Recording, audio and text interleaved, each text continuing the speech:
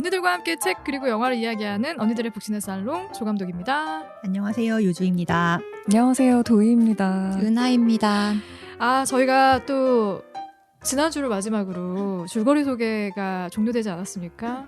그럼에도 불구하고 목소리가 너무 좋아서 잘 듣고 있다는 후기가 속속들이 올라오고 있어요. 은하님. 은하님 줄거리 계속 합시다. 아니 은하님 목소리가 되게 차분해가지고 맞아요. 밤에 듣기 좋은가 봐요. 그래서 후기들을 남겨주시는데 매일 밤 자기 전에 듣고 있다. 졸린가? 자고 싶어서. 좋다. 졸린가? 그런 후기도 올라왔고요. 그리고 목소리가 너무 좋으세요 라는 후기도 올라와 있고 그래서 감사합니다. 네. 마음만 받을게요. 네, 다시 하지 않겠다는 지금 불굴의 의지를 보여주신 거고 좋더라고요. 도윤이 혹시 이거 후기 보셨어요? 갑자기 저희 마고랑 루가 나왔던 그 영화 우리도 사랑일까? 우리도 옛날에. 사랑일까에 대한 후기가 지난주에 갑자기 올라왔어요. 그거 네. 완전 그래서 첫 번째 녹음 아니었어요? 저희 2화 그죠? 네. 거기서 제가 되게 성깔 있게 얘기했던 거 아니에요? 비슷한 느낌인 그쵸. 거죠. 여기서 저희 이제 청취자분이 이런 댓글을 남겨주셨더라고요. 마고와 루의 감성이 너무 달라요. 도윤님이 마고를 너무 나쁘게 보신 것 같아요. 그게 그렇게 올라올 줄 알았어요? 근데 수동적이고 이상한 여자는 맞는데 모든 행동이 일반적이지 않고 나사 풀린 것 같고 루와 데니얼의 얼굴이 개연성인 걸로 크크크크 이렇게 올라왔더라고요. 그리고 전 마지막에 마고가 혼자 놀이기구 타는 장면 좋아하는데 마고가 드디어 홀로 설 수 있게 된 것 같기도 해요. 라는 후기를 되게 길게 남겨주셨더라고요. 우리 도희님의 답변을 좀 들어봐야 될 것 같아요. 무슨 답변이요? 그때와 지금의 생각이 좀 달라졌을까? 전 영화 잘 생각이 나지 않는데. 기억 안 나. 기억 안 나. 그러니까 어쨌든 되게 제가 좀 뭔가 맞아요. 무책임하고 그렇게 그런 생각- 캐릭터여서 제가 화를 냈던 맞아요, 기억이 맞아요. 나네요. 근데 맞아요. 또 다르게 느끼실 수 있으니까. 네. 여전히 나는 무책임한 여자라고 생각한다. 네. 좀 언지를 주세요. 제가 미리 확인하고 올 수 있게. 네, 오늘 제가 급작스럽게 네. 말씀을 드려서 죄송하지만 제가 생각해보니까 댓글들을 너무 소개를 안 해드린 것 같아서 종종 우리 후기 올려주신 분들의 이야기를 같이 좀 듣고 나눠보자라는 생각이 들어서 좋네요. 저희 줄거리 소개 안 하는 대신에 그런 시간을 시작할 때 좀 가져보는 것도 괜찮겠다. 잘하셨어요. 네, 그러면 본격적으로 시작하겠습니다.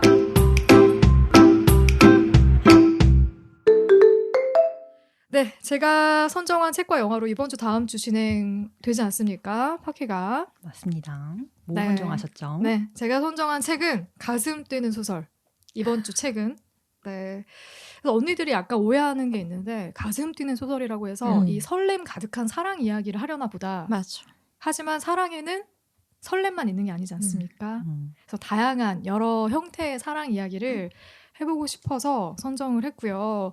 여기 이 소설에는 총 9편의 단편이 실려 있고 제가 yes24에서 책을 소개하는 문장을 좀 가져오면 사춘기에 들어서 10대 첫사랑부터 실패와 좌절을 겪은 20대 연애, 70대 노년에 찾아온 사랑하는 마음, 죽음 이후에도 이어지는 사랑 등 사랑을 주제로 한 소설 9편을 엮어 만든 가슴 뛰는 소설이 출간되었다.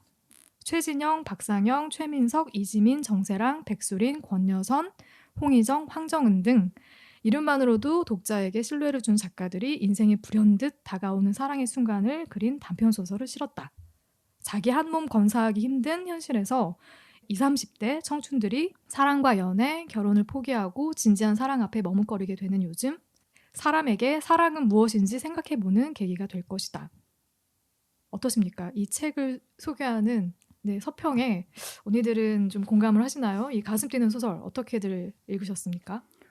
저는 처음에 이 책을 봤을 때 이게 핫핑크색이에요. 맞아요. 또 예뻐. 그리고 예쁘게 이렇게 잘 책 표지가 되어 있어서 정말 그 옛날에 두근두근한 첫사랑이라던가 풋사랑을 다루는 소설들인가라는 생각을 하면서 읽었는데 정말 다양한 사랑의 형태, 사랑의 방식들이 나오는데 네. 여러 가지 의미로 가슴이 뛰더라고요. 여러 가지 의미로. 여러 가지 의미로 가슴이 뛰었고 네. 되게 생각도 많이 하게 되는 그런 포인트들도 많았고 이게 결국에는 인간관계에 대한 얘기인 건데 나의 인간관계를 한번 돌아보게 되는 그런 책이었어요. 인간관계까지 돌아보셨다. 네, 저는 생각이 많이 들었어요. 저도 생각 진짜 많이 했어요. 음. 보면서. 난 어땠지 그때? 난 어떤 음. 모습이었을까? 나는 그때 걔한테 어떻게 했지? 난 우리 엄마한테 어떻게 했더라? 음. 내 동생한테는 어떻게 했더라? 내 음. 친구한테는 어떻게 했더라? 막 이런 생각이 좀 많이 들더라고요. 저는.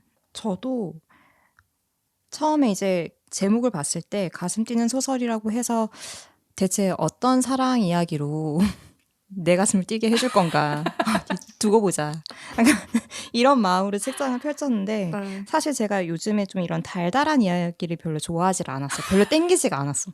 그래서 이 책 제목만 봤을 때는 좀 불안했거든요. 좀 실망하면 어떡하지 이런 생각이 들었는데 막상 펼쳐보니까 좀 전에 소개하신 것처럼 이게 뭐 70대 할머니의 애정도 담겨 있고 엄마의 사랑, 딸이 바라보는 엄마가 사랑에 빠지는 모습 이런 것도 담겨져 있고 또 내가 언젠가는 겪어봤었던 그런 사랑 이야기 그리고 내가 한 번쯤은 생각해봤던 그런 사랑 이야기가 있어가지고 저는 오히려 가슴이 간질간질하지 않아서 더 좋았던 달달한 사랑 싫다.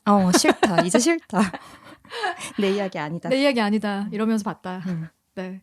저는 뭐 할 얘기가 없어요.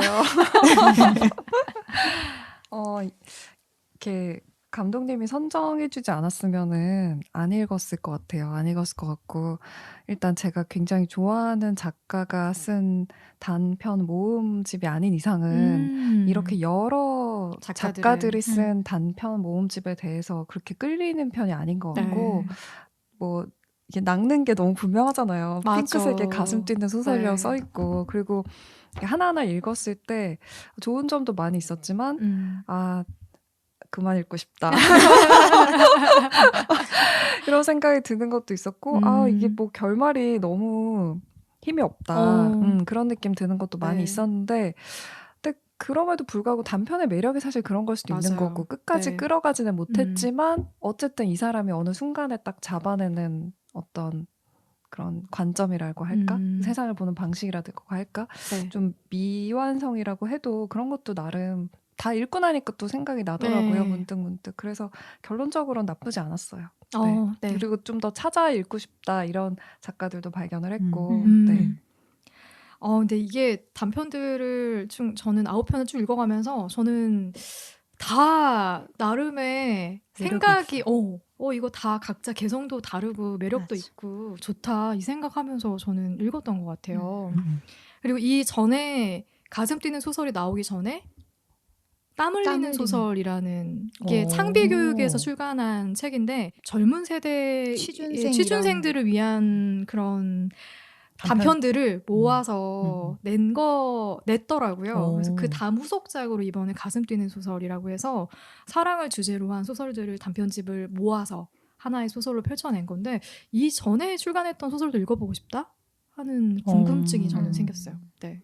좀 뜬금없는 질문이긴 한데 이게 가슴 뛰는 소설이다 보니까 혹시 언니들 최근에 가슴 뛰었던 적이 있었어요? 전 있어요. 뭐? 의도치 않게. 아니 의도치 않게 지난주였나? 사랑인가? 아니 옛 남친한테 갑자기 연락이 온 거예요. 우리 흔히들 하는 자니? 아니요. 잘 지내니? 거의 자니급이지. 나 지금 맞았어. 거의 자니급인데 와. 그게 그 연락이 온 시간이 중요합니다. 그러니까 토요일 날 주말이고요. 오전에 왔나? 오전에 새벽 아니면 아니 11시 뭐 이때쯤이었던 것 같아요. 아니다. 오후에 왔나 보다.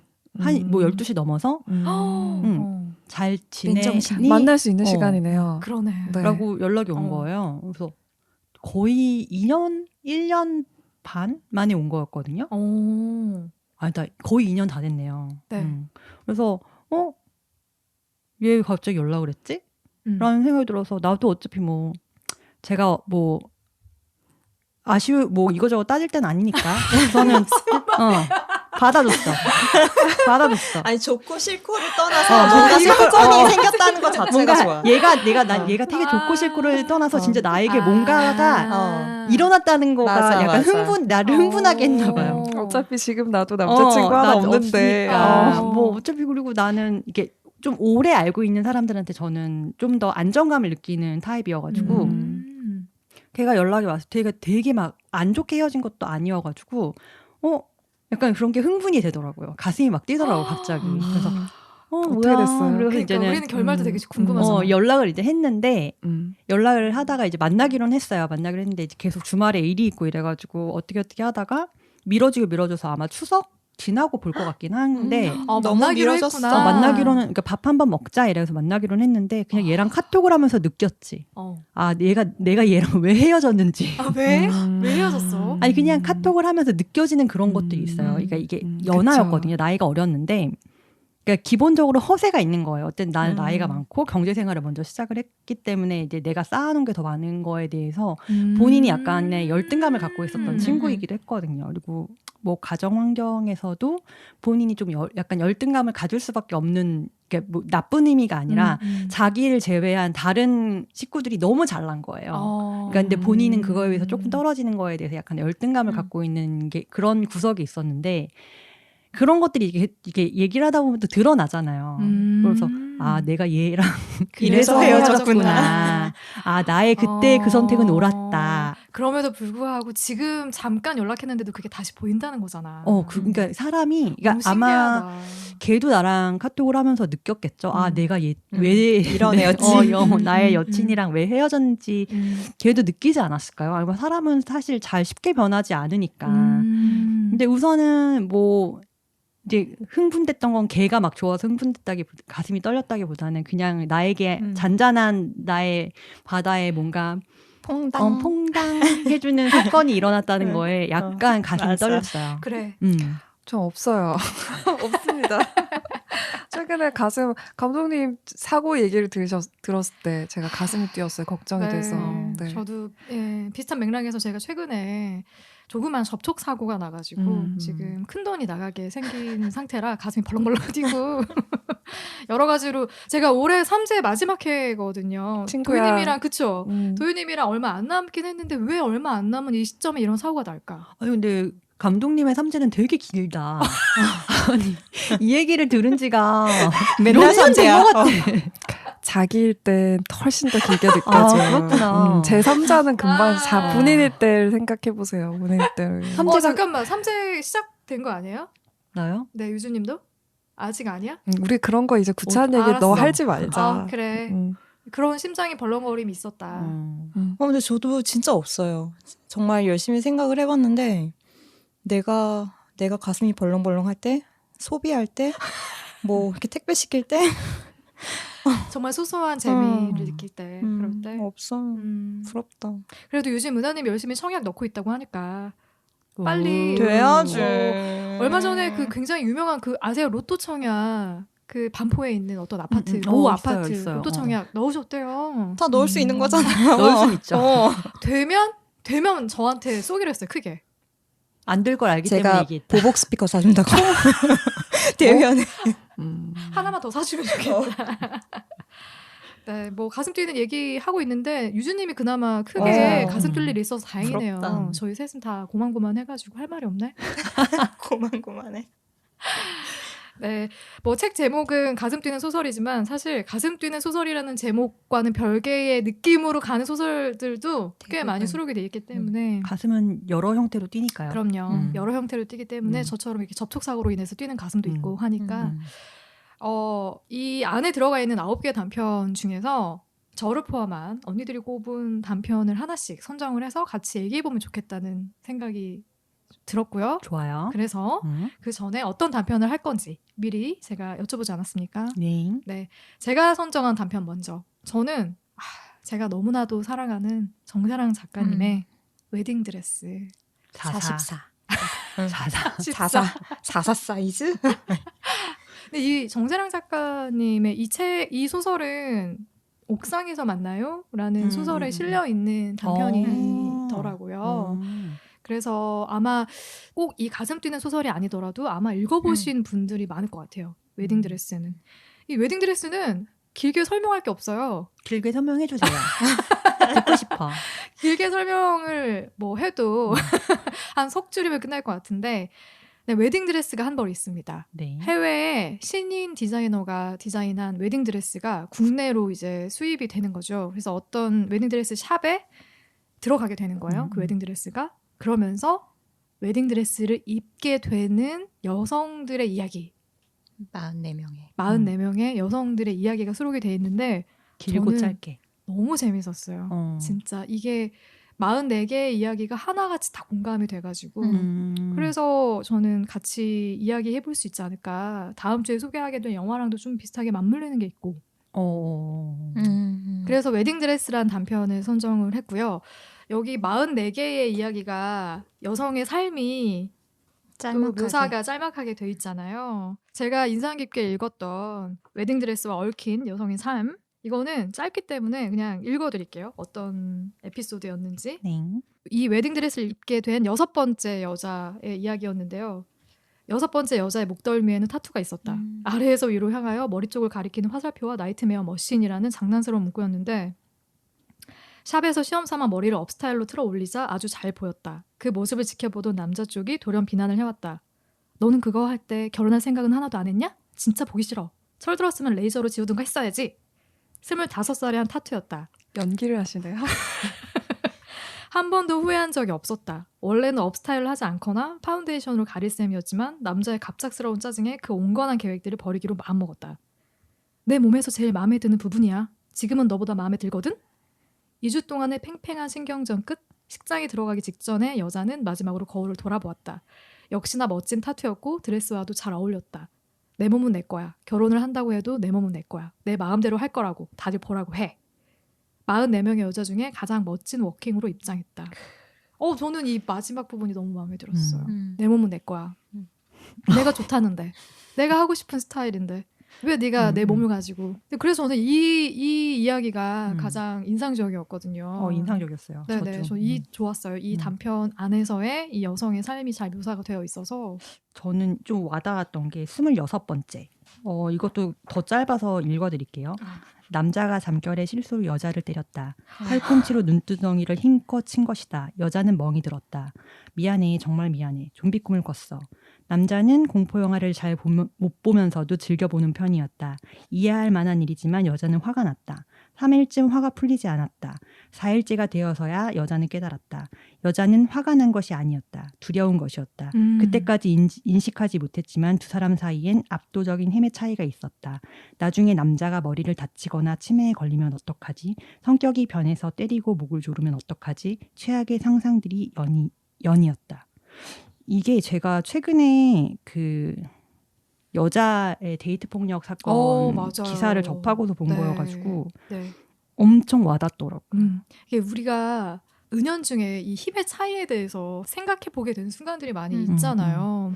그러다 보니까 이게 별거 아닌 것 같아도 공포를 느끼는 순간들이 있거든요. 그러니까 그런 걸 정말 묘사를 잘해놓은 것 같아요. 그래서 이게 참 남자와 여자가 어쨌든 힘의 차이가 있는데 이런 거를 어떻게 서로를 이해하고 살아가야 되는지에 대해서 되게 좀 한번 고민을 하게 되고 왜냐면 저도 어쨌든 남동생이 있기 때문에 그런 거를 느낄 때가 있거든요. 싸울 때. 그러니까 뭐 싸울 때는 막 서로 뭐 눈에 보이는 거 없으니까 그래. 막 험한 말도 하고 네. 뭐 의그하면서 이제 위협도 하는데 정말 그게 처음에는 나도 되게 화가 난 건 줄 알았는데 그게 정말 나중에 그러니까 이게 크면서 남자애들은 어쨌든 덩치가 훨씬 커지니까 이게 내가 좀 두렵구나라는 생각이 들 때가 가끔 있었거든요. 그래서 이런 거는 진짜 여자들은 다 한 번씩 공감하지 않을까?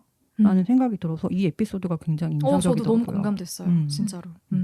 전 대학 때 술자리에서 나 집에 갈 거야 할 때 나의 손목을 갑자기 끄는 남자 친구들 그때 되게 많이 처음 느꼈었어요. 이 되게 얘는 장난으로 끄는 거고 나는 진심으로 뿌리치고 싶은데 안 뿌리쳐지네. 이걸 딱 느꼈을 때 너무 화가 나고 이게 안 되는구나. 진짜 얘가 마음을 먹고 내 손목을 잡으면 내가 뺄 수가 없구나. 그때 전 처음 느꼈던 것 같고 왜냐면 남자친구들이랑 그런 식으로 부딪힐 일이 저는 다행히 없었거든요. 근데 남동생이 있으니까 저도 느꼈었고 저는 웨딩드레스를 감독님이 선정하셨잖아요. 네. 그리고 정세랑 작가 얘기도 이전에 많이 하셨고 근데 저는 이 작가 책을 읽어본 적이 없어요. 네. 그래서 관심이 생겼어요. 이 작가를 왜 그렇게 좋아하는 걸까? 그래서 오히려 서점에 가서 이제 읽어보기 시작했는데 이 웨딩드레스는 이 작가가 제 생각에는 굉장히 솔직하게 네. 자기가 세상을 어떻게 보는지를 드러내는 사람인 것 같고 네, 맞아요. 그런 면에서 감독님의 마음을 끈 게 아닐까 네. 생각을 했고 저도 좋은 점이 많았어요. 네. 이분은 어떤 에피소드에서 굉장히 솔직하게 아예 이렇게 얘기하잖아요. 18번째 에피소드인데 결혼은 사랑보다 일단 결국엔 법의 문제고 제도의 문제고 보호의 문제다. 너무 공감됐어. 누군가는 너무나 불공평한 상황에 놓여 있다. 근데 이런 생각을 하지 않으면은 단어를 골라서 표현하기 어려울 것 같은데 여기 나오는 주인공들은 그렇게 얘기하잖아요. 결혼에 대한 생각이 이제 다르다는 걸 느꼈을 때 친구한테 아, 내가 내 특권을 못 받네. 언젠가 결혼이 아무도 안 해도 되지만 모두가 할 수 있는 그런 게 되면 좀 다를 수도 있겠다. 미안해. 이렇게 얘기를 해요. 맞아요. 네. 그게 이성애나 무슨 결혼 같은 걸 너무 우리가 공기처럼 느끼는 사람 입장에서는 내가 왜 이렇게 얘기해야 돼? 라고 할 수 있는 부분을 되게 섬세하게 이렇게 표현하고 있잖아요. 네. 그래서 이런 부분이 작가님의 특별한 점이었구나. 그런 면에서 공감한 점 많이 있었는데 근데 제가 이거를 처음에 그냥 읽기 시작했을 때 반감도 좀 있었어요. 웨딩드레스가. 네, 왜냐면 되게 많은 그냥 평범한 소녀들이 또 그 꿈꾸는 아름다운 면도 있잖아요. 그런 면이 너무 안 드러난 것 같아서 네. 너무 이런 시선으로만 보는 것 같아서 그런 거에 대한 반감도 좀 들긴 하더라고요. 네. 근데 웨딩드레스를 입고 난 이후에 그 현실 있잖아요. 그러니까 저는 그런 면면들을 굉장히 잘 또 다뤘다고 생각이 들어가지고 또 이 작가님이 실제로 결혼해서 생활을 하고 있기 때문에 아마 본인이 느끼는 결혼 생활에 대한 또 현실도 분명히 있을 것이고 너무 저는 잘 담겼다는 생각을 하긴 했어요. 근데 도희님이 말씀하신 게 어떤 포인트인지는 알겠어. 근데 이건 아예 근데 작정하고 그러니까 이렇게 그러니까 내가 그렇게 느끼는 거에 대해서 100% 공감하는데 44명의 많은 여성들이 이렇게 느낀다는 걸 표현하고 싶었던 거잖아요. 되게 많은 사람들이 목소리는 다르지만 이렇게 느끼는 거야.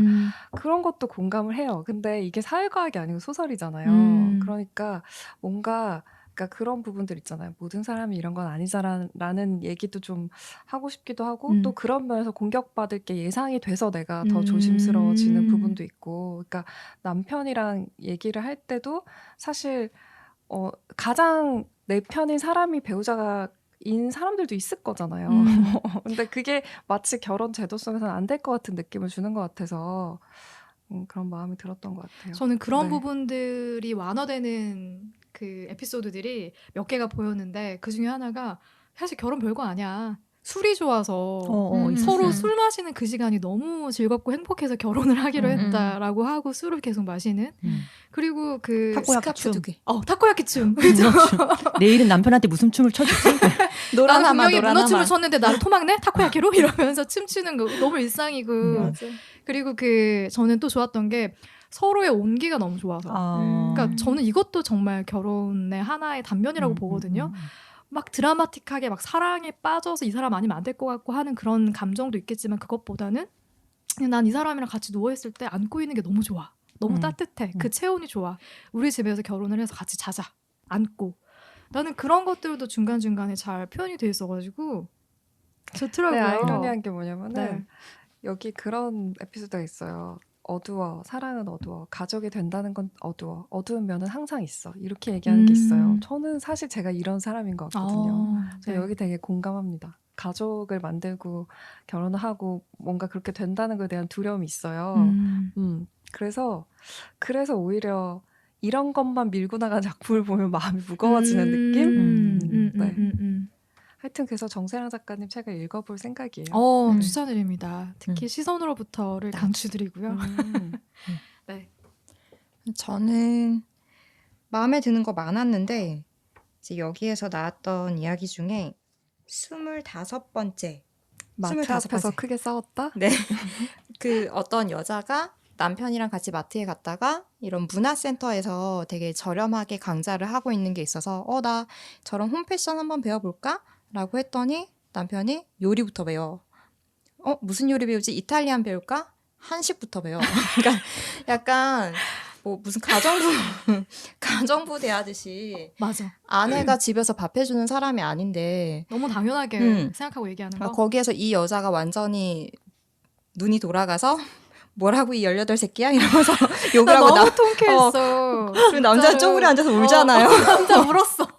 너무 웃기더라고요. 그쵸. 그리고 이거랑 약간 일맥상통했던 게 또 36번째 이야기 중에 여기에서도 이제 남편이 나만큼 가부장적이지 않은 사람이 있느냐 이렇게 얘기를 하는데 남자 본인 자신은 그렇게 생각하지만 사실 여자의 시선으로 봤을 때에는 우리가 아무리 지금 환경이 많이 바뀌고 했다고 할지라도 이미 너무 뿌리 깊게 이런 남아 선호 사상이 뿌리 깊게 있기 때문에 아무리 이게 바뀌었다고 해도 은연중에 이게 아직까지 다 남아 있는 것 같아요. 그래서 남자들은 나 그렇지 않아. 나 되게 개방적이고 나 되게 여자 잘 대우하고 이렇다고 얘기를 해도 정작 여자가 볼 때에는 그렇지 않은 부분들이 되게 많은 거죠. 이제 뭐 추석 때 가면은 왜 요리는 전부 여자들이 하고 절은 남자들만 하느냐. 여자들은 뒤에 멀뚱멀뚱 서 있고 이런 것부터 시작해서 아직까지 남아있는 게 되게 많구나. 이런 걸 제가 좀 많이 공감을 했던 것 같아요. 아니 제사를 하는 집의 아들이면서 나 가부장 아니지 하는 거는 너무 웃긴 얘기 아니에요? 그리고 바로 얘기하자면 난 조퇴했는데 너 조퇴 안 했잖아. 거기서만 해도 드러나는 건데. 그렇지. 근데 그게 아예 생각을 안 해본 사람들도 그렇지. 많다는 거죠. 그렇죠.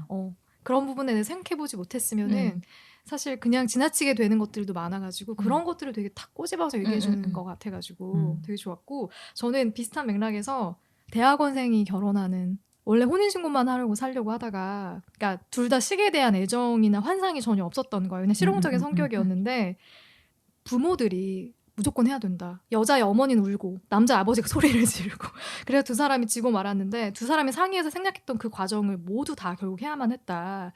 그래서 자포자기 상태로 드레스를 골라서 이 드레스를 만나게 된 건데 여자는 고전문학 전공자였는데 고전문학 속 영웅들이 대다수 고아인 것에 대해서 다시 생각해보았다. 고아들만이 진정으로 용감해질 수 있다고 말이다. 이렇게 마무리 짓는 이 대목도 결혼이라는 게 정말 우리를 위한 것일까?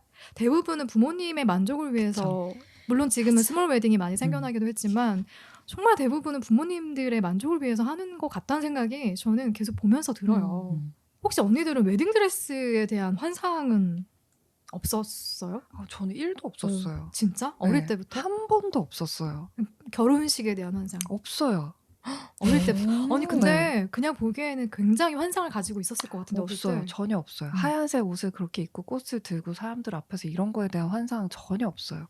정말? 네. 그럼 결혼식에 대한 환상도 아예 없고? 없어요. 되게 그럼 신기하죠. 만약에 내가 사랑하는 사람이랑 제가 생각하는 사랑에 대한 이미지는 두 사람만 있는 조용한 방에서 우리끼리 어떤 되게 언약식? 신비로운 느낌으로 언약식 같은 것도 필요 없어. 없고 무슨 시기한 게 아니라 그런 순간이 환상으로 갖고 있는 거지 어떤 공식적으로 차려입고 뭐 이런 게 아닌 것 같아요. 그러니까 영화 같은 데서 왜 달빛 아래 두 사람이 만나서 뭐 이런 장면에 되게 마음이 설레는 거지. 내 인생에 저런 순간이 있을까? 이런 생각을 하게 되는 거지.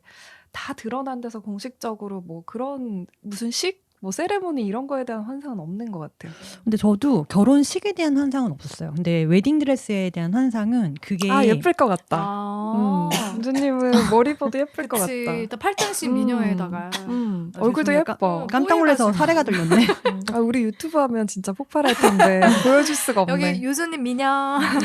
나 미녀. 이게 그 드레스를 입어서 뭐 남자랑 이런 거에 대한 환상이 아니라 그냥 예쁜 옷이라는 이미지가 있었던 것 같아요. 웨딩 드레스라는 것 자체가. 그러니까 그게 앞에 웨딩이 붙었을 뿐이지 드레스인 거잖아요. 예쁜 옷인 거예요. 그냥 나한테는 어릴 때부터 길고 하얗고 티아라 같은 것도 하고 예쁜 뭐 귀걸이, 액세서리 이런 거 하고 예쁘게 화장하고 그러니까 그런 거에 대한 환상이 있었던 것 같아요. 날 예쁘게 꾸며준다. 약간 이런 느낌이었던 것 같아요. 그런데 결혼식은 저도 가능하면은 좀 조촐하게 하고 싶은 그냥 앞마당에서 나는 물 떠놓고 해도 괜찮다. 저도 어렸을 때 있었던 것 같은데 사실 그런 환상이 없어진 지가 너무 오래돼서 기억이 안 나요. 기억이 잘 안 나고 그냥 막연히 TV 같은데 이런 뭐 웨딩 장면이 나오면 항상 되게 아름다운 노래 뒤에 깔리고 후광이 이렇게 비치고 항상 그런 식으로 연출하잖아요.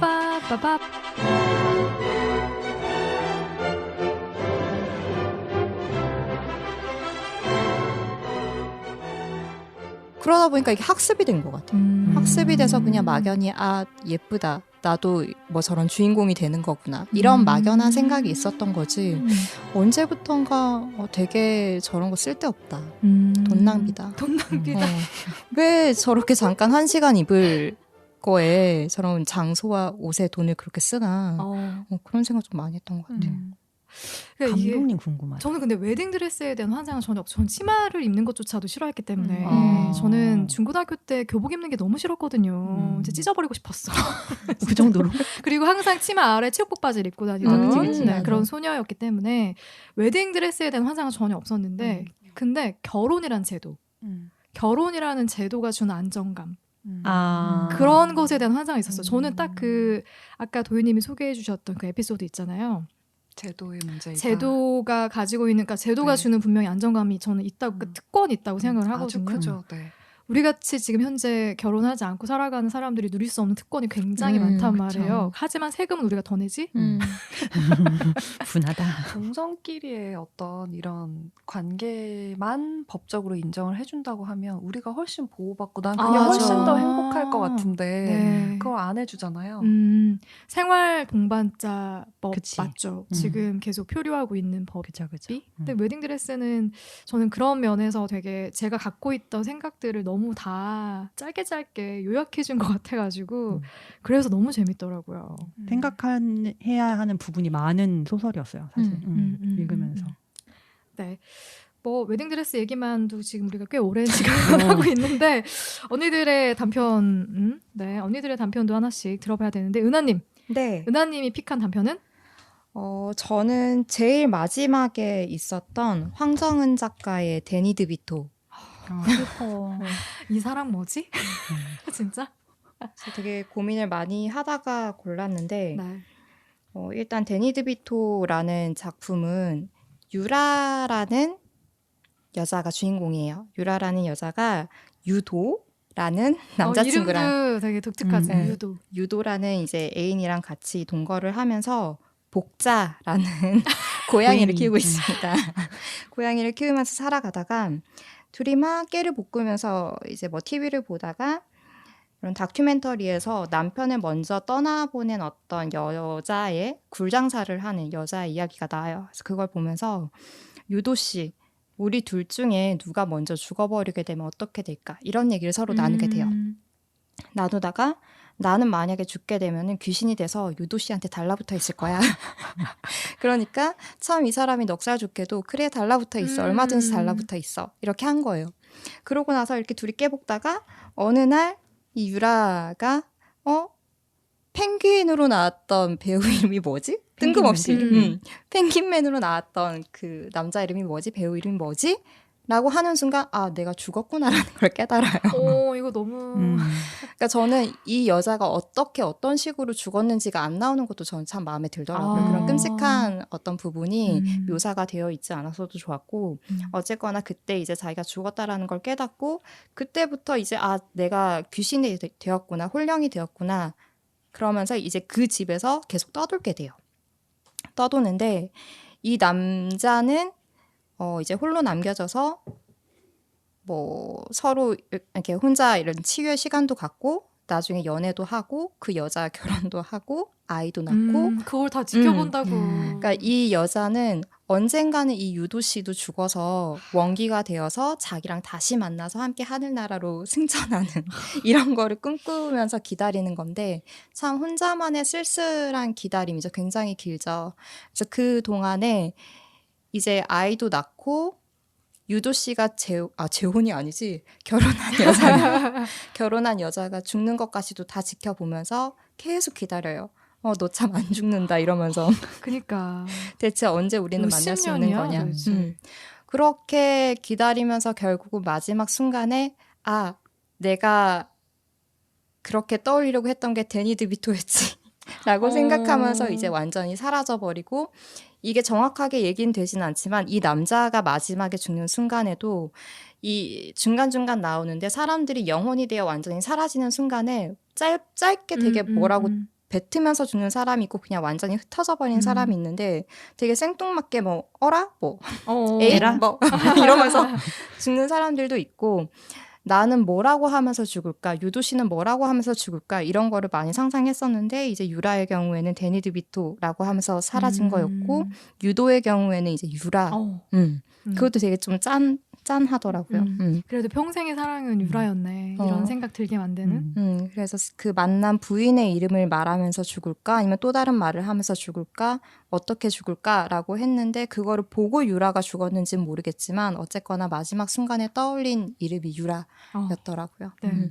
너무 절절한 맞아요. 가슴이 아니 아팠어. 정말 내가 사랑했던 남자가 가정을 이뤄서 아이를 낳고 살아가는 모습까지 끝까지 지켜보고 저도 그 단편 너무 가슴이 좀 먹먹했어요. 네, 이런 생각 해보신 적 없으세요?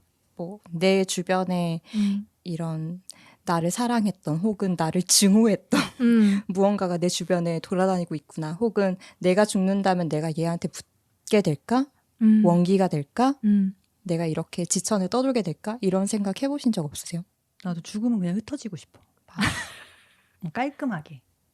아무것도 남기지 않고 깔끔하게 흩어지고 싶고 나도 뭐 어쨌든 엄마가 옆에 있었으면 좋겠다라는 생각을 한 적은 있어요. 그러니까 내가 뭐 잘 안 풀릴 때. 나 지금 결혼도 없다는데 아니 남자 안 사주고 뭐 하냐 약간 이런 느낌이 들 때가 있어. 그럴 때 그럴 수 있지. 그때 말고는 사실 모르겠어. 그냥 자기 살 길을 살았으면 좋겠어. 이게 뭐 어떠한 형태인지는 모르겠지만 뭐 죽어서도 뭐 누군가는 형태가 있다고 그러고 뭐 이렇게 없다고 하고 사후세계가 있다고 하고 뭐 하늘나라가 있다고 하는데 뭐 어디서든 그냥 자기대로 살았으면 좋겠어요. 그냥. 도희님은 어떠세요? 데니 드비토 있고. 저요 이 소설이 사랑에 대해서 사랑의 어떤 면에 대해서 잘 보여준다고 생각해요. 이런 경험이 다 있지 않으세요? 한참 열렬하게 사랑할 때 집착할 때 서로 그런 이렇게 편하게 들어 누워가지고 나 죽으면 너도 죽을 거야? 막 이런 얘기들 그리고 내가 헤어지자 그럼 넌 어떻게 할 거야? 이런 얘기들 서로 많이 하잖아요. 근데 그 시간이 영원히 안 끝날 것 같으니까 가정이 없이 막 얘기를 했던 건데 생각보다 금방 없어지고 나 혼자 남았을 때 그 했던 얘기들을 막 다시 생각해보고 이런 경험도 있지 않으세요? 있잖아요. 근데 이건 아예 이제 그 상상력을 더 넓혀서 내가 죽으면 살아도 사는 것 같지 않을 거라고 얘기했던 남자친구의 삶이 어떤지를 내가 죽은 상태에서 들여다보는 거잖아요. 근데 이 남자가 계속해서 내 이름을 불러. 조그맣게 계속해서 누구야. 그게 되게 마음이 아팠고 저는 이런 거에 되게 의미가 있다고 생각하는 게 되게 솔직하게 돌아보면은 제일 많이 사랑했던 사람이 있잖아요. 진짜 나는 입에 너무 이름을 많이 불러가지고 입에 그 이름이 붙었다는 게 이게 진짜 맞구나.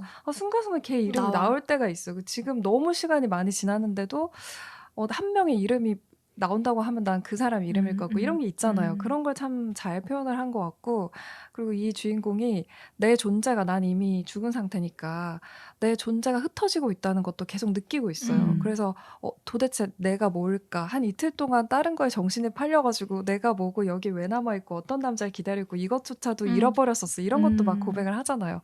그런데도 몇십 년을 버텼어.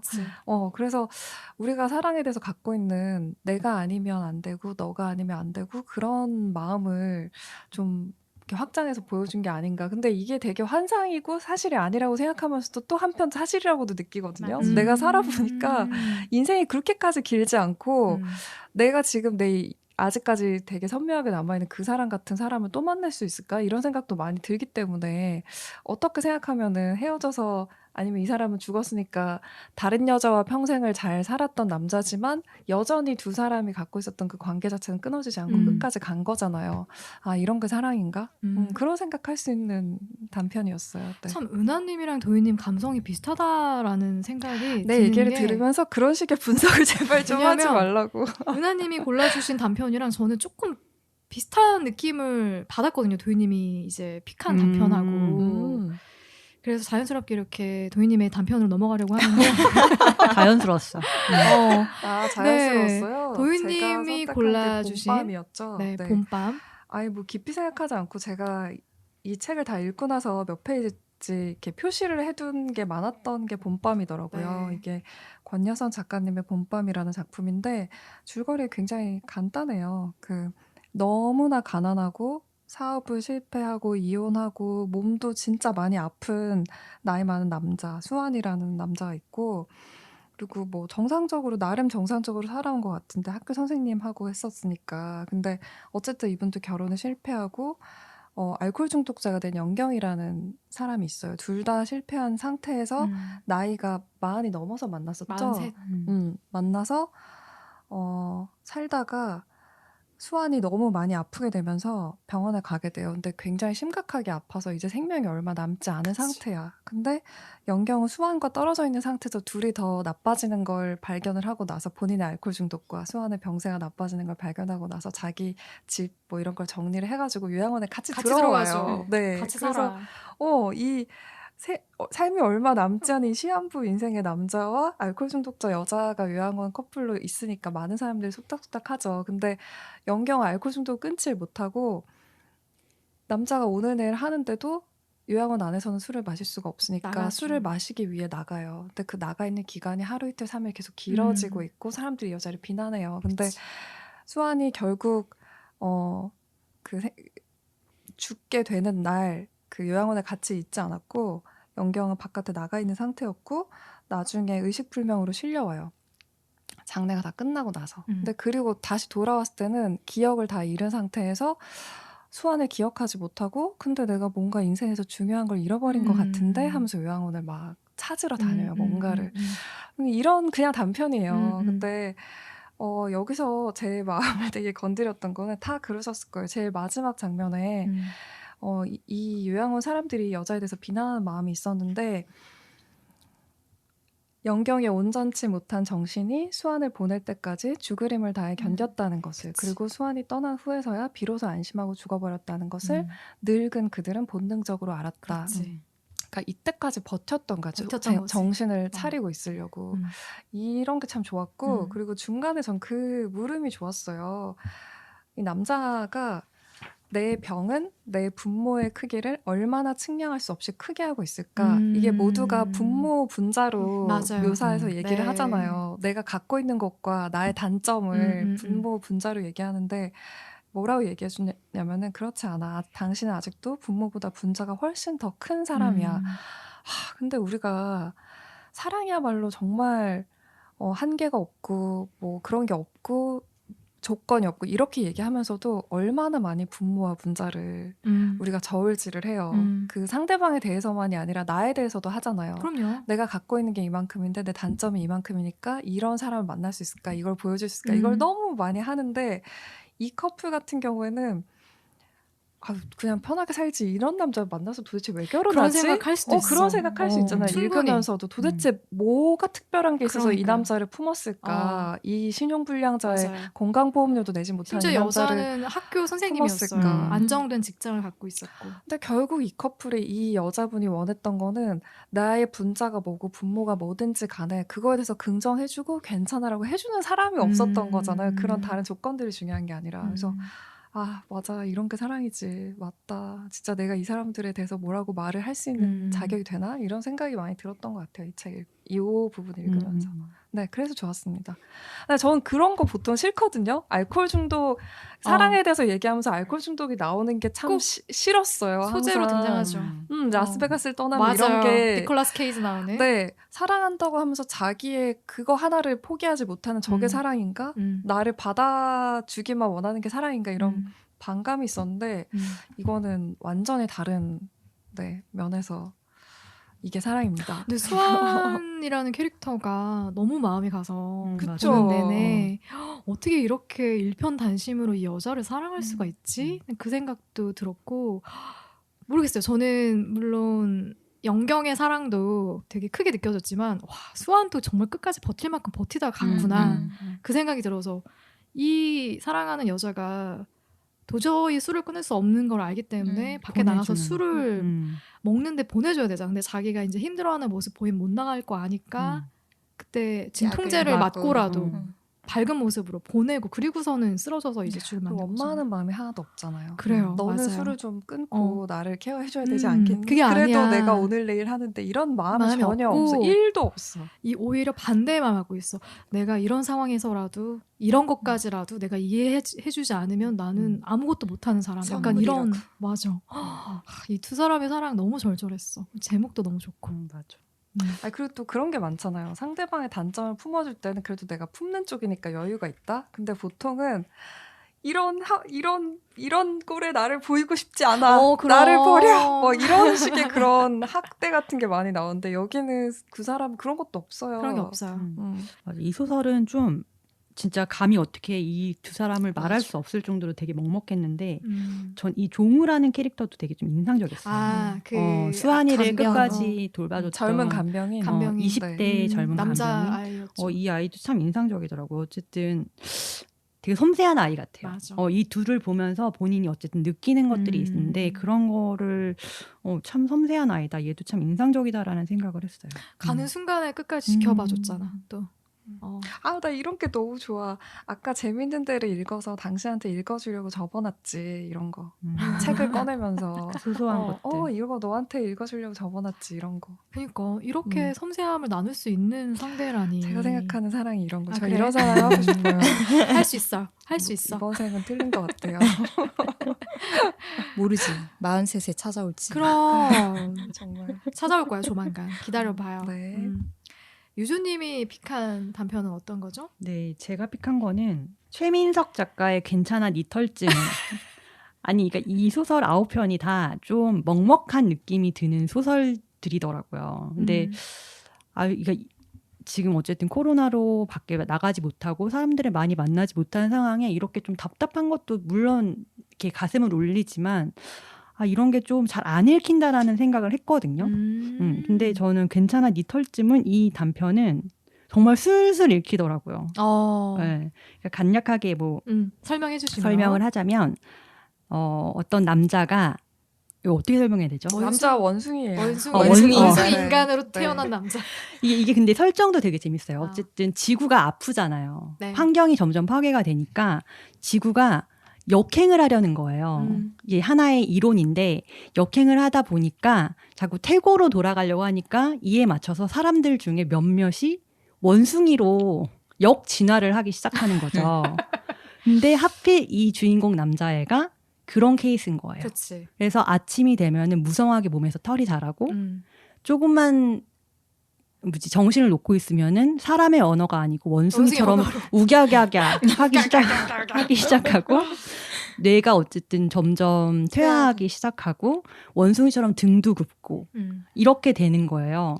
그래가지고 이거를 이제는 자기는 너무 심각하게 부모님한테 얘기했더니 부모님들 반응도 너무 재밌죠. 엄마는 그걸 그냥 받아들이고 아침마다 바나나를 넣어주세요. 필리핀산 바나나. 왜냐면 제주산 바나나는 너무 비싸서. 근데 왜 필리핀산 바나나만 넣어주냐고 했더니 제주산 바나나를 어떻게 평생 넣어주니? 그리고 아버지는 그럴 리 없다면서 그냥 대충 넘기시죠. 근데 어쨌든 자기의 최대 컴플렉스인 거예요. 그렇지. 그래서 이 소식을 처음에 알았을 때는 계속 방에만 처박혀가지고 야구만 보다가 그렇지. 의사 선생님이 했던 그 야구 선수 이치로도 그러니까 일본에는 그런 사람들이 많은데 야구 선수 이치로나 이치로 씨가 정말 원숭이를 많이 닮았거든요. 맞아요. 소설가 무라카미 하루키 같은 닮기도 사람도 했네, 그분도. 원숭이인데 열심히 노력을 해서 지금 이렇게 훌륭한 사람이 됐다. 그리고 너무 웃겨. 비틀즈의 한 멤버 역시 네. 그런 사람이다. 막 이런 얘기를 듣다 보니까 그러면서 이제 그런 세계를 조사를 하다 보니까 맨 오브 그레이트 몽키스라는 말도 안 되는 단체가 있는 거예요. 위대한 원숭이 사람.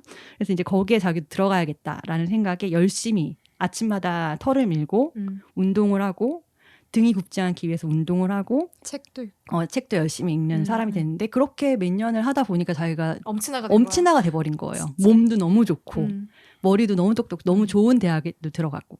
근데 그런 남자가 어쨌든 큰 그런 비밀을 안고 살아가는데 우연히 혼자만 있다고 생각했던 영화관에 너무 이제 편하게 있다가 원숭이 소리를 우갸갸가 내는데 그치, 얼마나 해방감을 느꼈겠어. 아무도 없으니까. 그 주위에 마침 어떤 여자애가 들어왔는데 그 여자를 보고 첫눈에 반한 거예요. 그래서 우연히 이제 집까지 바래다 주게 됐는데 이 여자랑 말을 하다 보니까 이 여자한테 이제 첫눈에 반한 거죠. 그래서 이제는 전화번호도 받고 하면서 어떻게 연락을 해서 서로 이제 좋은 만남을 갖기로 한 거죠. 근데 어쨌든 이 남자는 계속 자기의 큰 비밀을 갖고 있으니까 뭔가를 그거에 대한 고민을 하게 되고 여자도 뭔가 어쨌든 이 남자가 나한테 뭔가를 숨기는 것 같다? 벽이 느껴진다? 라는 얘기를 하면서 그래도 어쨌든 연애를 잘 진전을 한다고 이 남자는 생각을 하고 있었어요. 그러다가 이 여자는 내가 너무 좋다. 난 이 여자가 아니면 안 될 것 같다라는 생각이 어느 날 확신이 들어서 이 여자한테 얘기를 해요. 사실 나는 원숭이 사람이야. 아침마다 털을 밀어야 되고 등이 굽을까봐 열심히 운동을 해야 되고 머리가 퇴화할까봐 열심히 남들보다 2시간씩 하루에 2시간씩 책을 읽어야 해. 라고 고백을 했더니 이 여자 한다는 얘기가 야 괜찮아 네 털쯤은 여기까지 너무 훈훈했죠. 이 병맛의 아이가 완전히 이제 사랑을 받는구나 했는데 갑자기 여자가 근데 문제는 그게 아니고 우리 헤어지자. 이거 라고 조금 얘기를 반전이었어. 해요. 그러면서 결국에는 사실 이 소설이 얘기하고 싶었던 거는 그러니까 사실 그 내가 갖고 있는 컴플렉스는 사실 다른 사람들한테는 그게 크게 와닿지 않을 수 있다. 그러니까 인간관계에서는 그게 문제가 되는 게 아니라 오히려 그러니까 이 여자도 그렇게 얘기를 하죠. 너와 나의 미래에 대한 생각이나 가치관이 너무 다르다. 그런 거를 나는 상상할 수가 없어. 그러니까 그런 부분이 가장 중요한데 자기가 너무 자기의 작은 그런 컴플렉스 하나에 빠져서 너무 큰 걸 보지 못하는 건 아닌가? 라는 좀 생각을 하게 되는 그런 소설이었어요. 근데 이게 이 소설의 장점은 매력은 정말 병맛으로 B급 감성. 진짜 B급이야. 시작부터 끝까지 정말 그러니까 저는 문장 자체도 되게 재밌어요. 재밌어. 재밌다는 표현이 맞는 것 같아요. 어떻게 이렇게 병맛을 쓸 수가 있지? 가볍고, 되게 가볍고, 재밌고 좀 괴짜 같은 느낌도 드는 거예요. 있죠. 이 소설가가. 그래서 이 소설가의 다른 작품 최민석 작가 읽고 싶다는 생각을 해서 검색도 해봤는데 에세이를 좀 많이 쓰신 분이더라고요. 근데 모르겠어요. 난 이런 감성, 이런 생각, 이런 아이디어를 낼 수 있는 게 너무 신기해요. 저도 비슷한 생각했어요. 그래서 이거 읽고 나서 이 작가가 너무 궁금해져가지고 찾아봤거든요. 그래서 이 작가님의 다른 책을 한번 읽어보고 싶다. 저도 그런 생각을 저도 하긴 했어요. 그래서 그냥 흔히 이게 이 다른 단편집과는 다르게 굉장히 가볍게 유쾌하게 그러니까 중간중간 좀 짜증은 나요. 이 남자 캐릭터가 좀 찌질이어가지고 맞아. 진짜 찌질하다 이러면서 읽는데 그것도 좀 재밌는 코믹 요소로 잘 푼 것 같고 그래서 저는 굉장히 이 험악하다고 해야 되나요? 그러니까 우울한 이 코로나 시기에 재밌게 읽을 수 웃으면서 있는 읽을 수 단편인 것 있었어요. 같아요. 네. 그리고 그런 거 있잖아요. 그러니까 내가 진짜 이게 나의 정말 큰 컴플렉스야라고 생각했던 점 때문에 내가 의도치 않았던 어떤 벽을 치게 되고 맞아요. 그 벽으로 인해서 상대에게 보여지는 모습들이 뭔가 뭐를 삐걱거리는 어떤 상황들을 만드는 거죠. 그게 켜켜이 쌓이다 보면은 정작 이 컴플렉스를 차라리 처음부터 오픈하고 얘기를 했으면 별게 아니었을 수도 있는 게 그게 너무 커져버리는 것 같은 느낌도 한편으로는 드는 것 같고. 여기에서의 이 설정은 이게 사소한 컴플렉스라고 생각하세요? 그러니까 받아들일 수 있는 부분이다라고 생각하세요? 아니면 난 못 받아들이겠다라는 부분이에요? 괜찮아요. 이런 털쯤은. 진짜? 원숭인데? 밀잖아. 매일.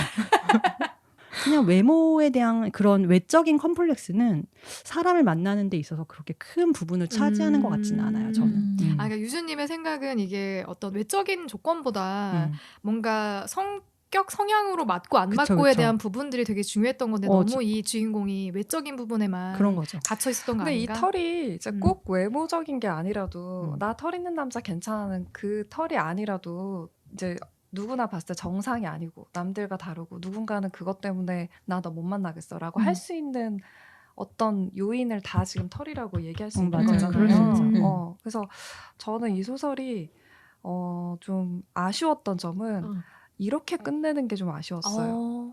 그러니까 이런 거 너무 공감해요. 유주님이 얘기하신 것처럼 나한테는 너무나 치명적이고 진짜 이거 어떻게 얘기하지 입이 안 떨어지는 건데 상대방은 야, 너 털쯤은 괜찮아 라고 할 수 있는 걸 수 있어요. 사람이 다르니까. 또 나는 내 문제가 너무 중요하니까. 근데 다른 사람한테 사소하다는 건 중요하잖아. 나한테는 내가 이게 너무 치명적이고 평생 동안 아무한테도 말을 못했고 그래서 누구와도 연애도 못 해봤고 친구도 가깝게 안 해봤는데 처음으로 이렇게 가까운 관계가 됐다는 게 되게 중요해요. 그러면 적어도 우리가 헤어질 더라도 이거에 대해서 네 털쯤은 괜찮아 이게 아니라 유주야 이거 별거 아닌데 너는 평생 진짜 힘들었겠다 이거 말을 못해서 이런 식의 위로나 이런 공감은 난 충분히 있었어야 된다고 생각하거든요. 애인 사이면. 근데 그게 너무나 없고 그냥 정말 심플하게 네 털쯤은 괜찮은데 이 남자가 위로를 받았다는 거에 대해서 저는 공감이 안 됐어요. 남자들의 감성인 것 같아요. 그래서 이게 그래서 오히려 아예 사람이 아니라 원숭이라고까지 얘기할 거면 정말로 큰 차이잖아요. 설정은 그렇게 해뒀는데 그 차이를 평생 숨기고 사는 사람의 감성이 아닌 것 같아서 공감이 안 됐어요. 그런 부분이 아쉬웠구나. 네, 그런 부분이 아쉬웠어요. 그리고 어쨌거나 되게 유일한 관계였는데 그게 헤어질 때 이 사람이 그냥 얘기하잖아요. 우리 가치관이 다르고 비전이 다르고 맞아. 얘기해봐야 되는 거 아니야? 자기야 무슨 비전이 달랐는데 말을 좀 그렇지. 해봐. 뭐가 이게 있어야 달랐어? 되는데 이 남자도 여기서 너무나 내 털을 어떻게 얘기하지? 이것만 중요했지. 맞아. 이 사람이 어긋났던 부분에 대해서는 관심이 궁금해하지 없어. 않았지. 그래서 나 이게 사랑 얘기라는 생각이 안 들었고 그냥 자기 열등감에 대해서만 갖고 있었던 남자의 어떤 그것만 느껴져서 아쉬웠어요. 그게 끝까지 잘 그려지지 않았어요. 그래서 네. 보통 같으면 물어봤겠지. 네. 왜 뭐가 다른데? 근데 묻지도 정말 않아. 모든 생각이 다 내 털에만. 얘가 내 털 괜찮다고 했어. 이렇게 거기에 살아갈 힘이 생겼어. 그래서 나는 되게 잘 썼다고 생각했어. 중학생이면 인정. 근데 이거 성인 남자잖아요. 30대 초반의 남자긴 한데 나는 어쨌든 이러한 걸로도 가볍게 그리고 이러한 경험도 나의 살아가는 데 큰 배움이 된다고 생각해요. 교훈을 줄 수 있는. 그래서 이런 실수, 근데 나도 어렸을 때 해본 적도 있고, 근데 이게 꼭 어릴 때만 할 수 있는 실수는 아니고, 누구한테나 그런 타이밍은 조금씩 다르니까. 그럼요. 그러니까 그런 거를 봤을 때는 저는 네. 그냥 재밌게 가볍게 볼 수 있어서 좋았어요. 저도 반성하게 되더라고요. 혹시 나의 털 같은 행동은 없었을까? 다크서클? 내 다크서클을 사랑해준 사람. 너무 좋아. 다크서클 주면 괜찮아. 너 아침에 일찍 일어나서 다 파운데이션 바를 거잖아. 고마워. 눈물 난다. 막 이러면서. 제가 되게 불쾌하다고 얘기했지만 이 괜찮아 네 털쯤은 이 소설에 그런 얘기 나오거든요. 이 사람이 내가 인간과 인간으로서의 관계를 맺지 못하면 난 원숭이일 거다. 사람과의 솔직한 관계, 사랑하는 사람과 공유하는 비밀, 그 비밀을 바탕으로 싹튼 이해, 그 이해를 터전으로 피어난 사랑, 이게 있어야 진짜 인간이 될 수 있다. 이렇게 얘기하는데 여긴 되게 공감을 했어요. 그래서 사랑이라고 하더라도 결국 인간한테 필요한 게 관계 같거든요. 저한테는. 네. 그냥 제가 행복하게 살려면 관계가 필요한 것 같아요. 그래서 할 수 없는 게 지금 너무 많지만 어쨌든 내가 뭔가 한 번 더 연락하고 한 번 더 얘기하고 오늘 우리가 모인 것처럼 어떻게 여기서 더 솔직하게 재밌는 시간을 보낼까 이런 거 고민하고 이런 식으로 관계를 어떻게 잘 해나갈지를 해봐야겠다. 여기서 얘기하는 낭만적인 사랑은 내 마음대로 내 혼자 할 수 있는 게 아니지만 다른 관계는 내가 노력해서 할 수 있잖아요. 그게 나한테 되게 중요한 거구나. 그런 생각을 했어요. 맞아. 생각해보니까 우리가 노력해서 얻을 수 있는 설렘들도 분명히 많이 있다. 그쵸. 여러분 우리 이렇게 만나는 거 너무 좋지 않아요? 너무 재밌어. 나 어제 그래서 좋아요. 잠을 못 잤잖아. 나 너무 설레가지고 여기 진심을 조금만 넣어주실래요? 아니 아침 10시까지 나 와야 된다 그래가지고 늦잠 잤어. 너무 설레가지고 어제 2시 넘었거든요.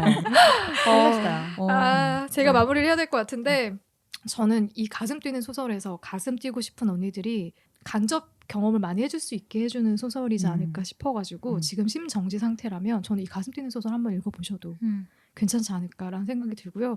도희님 얘기대로 내가 노력해서 얻을 수 있는 설렘도 굉장히 많다라는 생각이 저도 요즘엔 들고 있어서 한번 저한테 노력을 좀 해주세요. 맞아. 네, 열심히 노력해보겠습니다. 네. 제가 지금 얼땀이 계속 흐르고 있어가지고 이쯤에서 그만 놓아주세요. 네, 그리고 제가 다음 주에는 또 다른 사랑 이야기를 해보려고 명작입니다. 타오르는 여인의 초상이라는 프랑스 영화를 들고 올 거예요. 정말 아름다운 영화더라고요. 네, 다음 주에 또 타오르는 여인의 초상과 함께 인사드리도록 하겠습니다. 다음 주에 만나요. 안녕. 안녕.